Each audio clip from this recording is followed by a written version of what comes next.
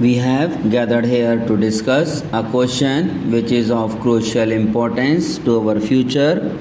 No single program more intimately affects so many millions of our people than land reform. No other measure is remotely comparable in its power to transform their lives, to release their latent energies, and to give them not only economic betterment but hope in their future and their children's future, confidence in themselves as human beings, and equally important, faith in our democratic process. The sincerity and speed with which we implement land reforms will, of course, materially influence the overall rate of our economic growth.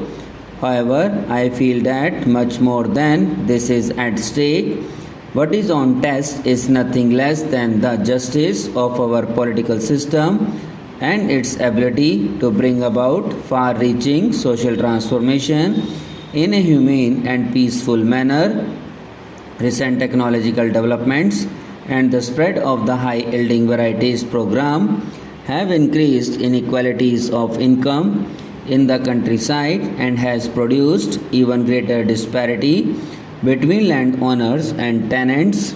It would be a complete misreading of the situation to think that the productive gains of the new technology have rendered land reforms less urgent. In my letter to the chief ministers, to which honorable member referred, I mentioned how small cultivators have been left behind. Most of these problems have already been mentioned, but I think I will repeat some of them. The position of the unproductive tenants and sharecroppers has been aggravated by the rise in rents and the large scale resumption of land by owners, lured by the high profits of the new agriculture. In the long run, the very foundations of agricultural development will be undermined if millions of tenants and sharecroppers are denied security of tenure in the land they cultivate. In spite of legal protection, it is well known that cultivators belong to the scheduled caste and scheduled tribes have been dispossessed of their land by moneylenders and others. Tenants have been downgraded to the status of sharecroppers and sharecroppers reduced to the position of landless laborers. All this has produced a growing current of discontent in the countryside, which has occasionally erupted into violence. These are dangerous trends. Certain constitutional amendments which the honorable member has mentioned were carried through to reduce litigation, but problems are still there. I know that all of you are deeply concerned about these developments as we are at the center. But the conclusion which we must draw from them is that land reform have become more urgent than ever before, and that an active progressive land policy must be a vital part of our socio-economic development policy. I do not wish to belittle the importance of what has been achieved so far, such as the abolition of the intermediaries. However, we must honestly face the fact that the pace of agrarian reforms has been disappointingly slow and has not fulfilled the expectations of our people. Many of our laws are themselves defective. For example, the ceilings on land in states are hedged in with so many relaxations and qualifications that they have invited evasions. Others have so many lacunae that they have resulted in prolonged litigations. The machinery for their enforcement has been far from adequate. The illiteracy and ignorance of most tenants and the dual role of many owners of being both landlords and moneylenders has made it difficult for tenants to insist on their rights. In the assessment of impartial observers, the enforcement machinery itself has tended to be biased in favor of the landlords. No program of land reforms can be successful if it does not take these facts into account and devise measures by which they can be overcome. What needs to be done is fairly well known. The crucial question is how to do it. all of you have given and are giving thought to this matter. The Honorable Member has enumerated the points briefly. They are that land records in each state should be complete and up to date in every respect with the proper records of the rights of tenants. This I feel should be given the first priority because in its absence no further reform is possible and even the credit needs of cultivating tenants cannot be met. Then there is the question of security of tenure, which is linked with the regulations of rents.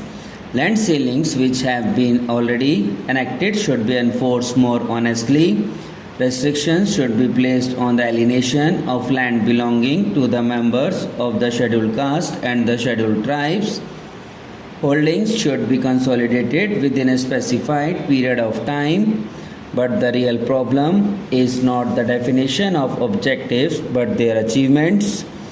All the evidence suggests that tenants and small cultivators are subjected to almost unbearable pressures during the implementation of land reforms. It has been the invariable experience that preparation of the records of rights leads to a wave of resistance. We have gathered here to discuss a question which is of crucial importance to our future.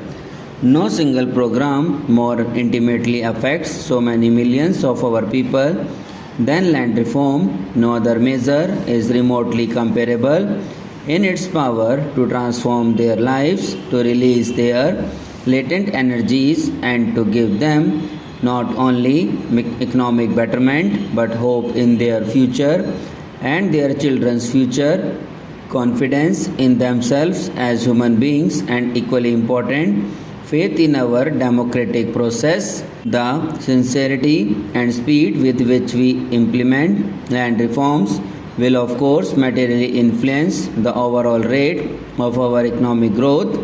However, I feel that much more than this is at stake. What is on test is nothing less than the justice of our political system and its ability to bring about far-reaching social transformation in a humane and peaceful manner. Recent technological developments and the spread of the high-yielding varieties program have increased inequalities of income in the countryside and has produced even greater disparity between landowners and tenants. It would be a complete misreading of the situation to think that the productive gains of the new technology have rendered land reforms less urgent. In my letter to the Chief Ministers, to which Honorable Member referred, I mentioned how small cultivators have been left behind. Most of these problems have already been mentioned, but I think I will repeat some of them. The position of the unproductive tenants and sharecroppers has been aggravated by the rise in rents and the large-scale resumption of land by owners lured by the high profits of the new agriculture. In the long run, the very foundations of agricultural development will be undermined if millions of tenants and sharecroppers are denied security of tenure in the land they cultivate. In spite of legal protection, it is well known that cultivators belong to the scheduled caste and scheduled tribes have been dispossessed of their land by moneylenders and others. Tenants have been downgraded to the status of sharecroppers and sharecroppers reduced to the position of landless laborers. All this has produced a growing current of discontent in the countryside, which has occasionally erupted into violence. These are dangerous trends. Certain constitutional amendments which the Honorable Member has mentioned were carried through to reduce litigation, but problems are still there. Subscribe now and press the bell icon. Never miss an update.